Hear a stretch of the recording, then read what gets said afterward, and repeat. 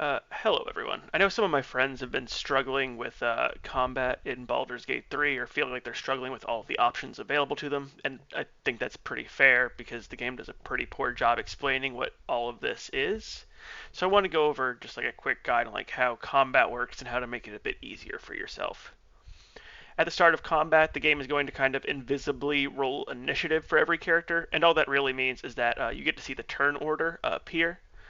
Characters marked with blue are your team members. Characters marked in red are enemies. And characters marked with green are allies. Those are characters who are not in your party but are not hostile towards you in this particular combat.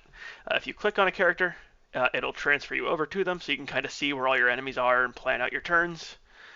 Uh, as for your characters, you have every character can move, use an action, and a bonus action every turn. So for movement, for example, I'll move my character up here. And if I click on this, and we have all of these options here, as you can see, you can jump, which can let you travel a bit further, but and even get to places you can't get by walking, but it's affected by strength, so Dex characters aren't going to travel as far as quickly. Dip can allow you to dip your weapons into certain types of terrain, like this fire, for example, would set your weapons on fire. Hide attempts to have you crouch and hide, which is useful for making sure the enemies aren't attacking you if they can't see you. Shove can push an enemy away. I'll use this as an example. If you succeed, which I did not, the enemy will get knocked away and be knocked prone temporarily. Didn't work for me, obviously, which is unfortunate, but what do you do? There's also throw. You can throw items from your inventory at enemies or against lower weight enemies, even throw them specifically. You can pick up improvised melee weapon, allows you to pick things up and use them as weapons. Dash allows you to double your movement for a turn, so you can essentially move twice. Help is mostly used for getting up characters who have been put to 0 HP, but it can also help to remove other status conditions. And then there's disengage, which I'll show next turn. Or actually, I can do it now. So you'll see this red arrow pointing away from the enemy. What that indicates is that if I try and move away, it will attack me for free, basically. If I click disengage, however, you'll see the arrow goes away. It can't do that anymore, and so I'm able to move away freely. So if you're surrounded by enemies, disengage is the way to like kind of get away without taking a ton of damage all at once. The shove was my action for the turn, and the disengage was my bonus action, so I'm out of options for the turn, so I'm just going to end here. This enemy is going to do their thing. And now we're to Shadow, or Lae'zel, actually. Okay. So, besides all your movement options, you can also obviously have attacks. And if you click on this circle button right here, it'll show you all of your full actions for the turn. We have everything I talked about before.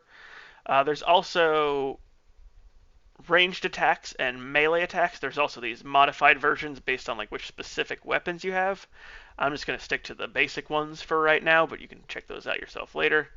I am just going to go ahead and try and kill this Hellboar by attacking it. And that's fine. If I look at my bonus actions, I can see I actually have a second option called Pommel Strike. I'm going to try and use this to finish it off. It didn't work, but it is dazed, so that's helpful. One other thing to note, if we look at Pommel Strike, you'll see this option under melee that says it's available on a short rest. That means I can only do it once without taking a short rest, so it's going to be a while before I can use that option again. That said, we're just going to end the turn here. Nothing too important happening. Shadowheart is a bit different from the other characters. She's a spellcaster. She has access to spells. That's what this menu is. As you level up, you'll get more versions of this where you'll have your level 2, level 3 spell slots, and so on. Right now, we only have level 1. She is at pretty low HP, so I'm going to use Healing Word. Healing Word is actually a bonus action, which makes it one of the better healing spells in the game because you can attack and use it in the same turn.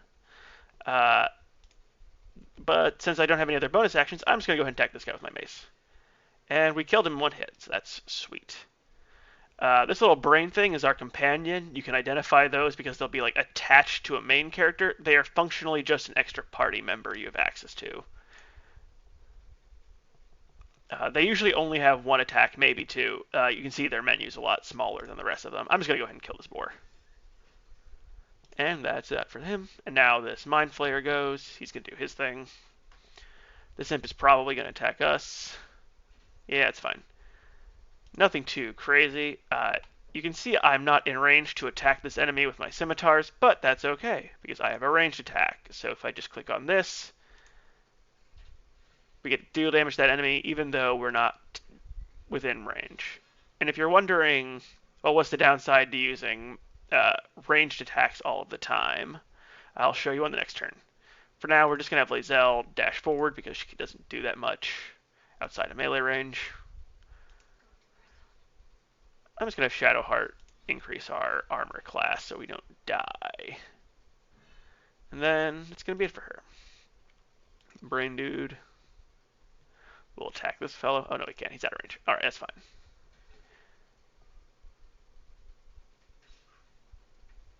You might notice this indicator here saying that we have 13 turns remaining until the ship crashes. Some combats have additional requirements to them. This is one of those. You don't really need to worry about this one. 15 turns is obscenely long. You basically will never have to worry about like this issue. So you'll notice if I aim with my ranged attack on this enemy, it says I have a 95% chance to hit. That is if I am out of range. If I move up close and I try and do the same thing, you'll see it goes down. It can actually go down quite a bit more than this. I guess this enemy just doesn't have any armor, so it's not really affected by it. But the closer you are to your enemies, generally, the less likely your ranged attacks are to hit. That's kind of the disadvantage to them, and that's why it says disadvantage there. The game essentially rolls 2 die and uses the lower one to determine if you hit or not. Fortunately, we hit there anyway, but there are times where being close is really disadvantageous. We're just going to go ahead and try and take out the last few of these enemies.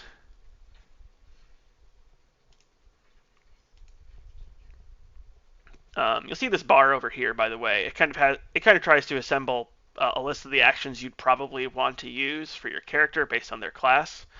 I'm just going to go ahead and try and Sacred Flame if I can. Yeah, I'll just try and hit that guy. Pretty nice not have to be able to go to like all different menus, but if you want all of your options, you can always just click on these to see what you've got going on. And I'm just going to have this little brain fella dash to try and get in the fray.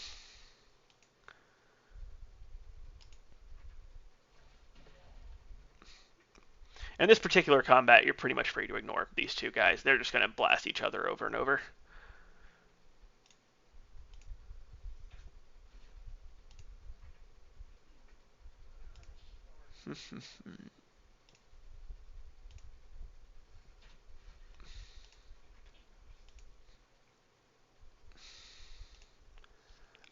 One thing to get used to in this game is that those hit percentage modifiers can betray you. A 90% chance does not mean 100. You will miss sometimes.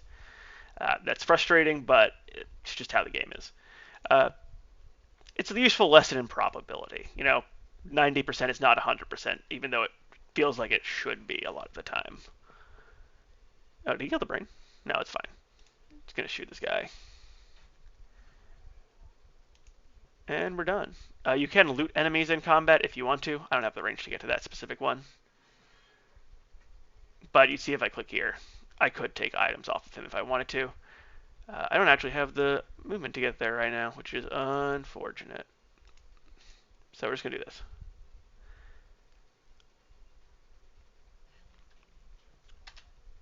And that combat's over.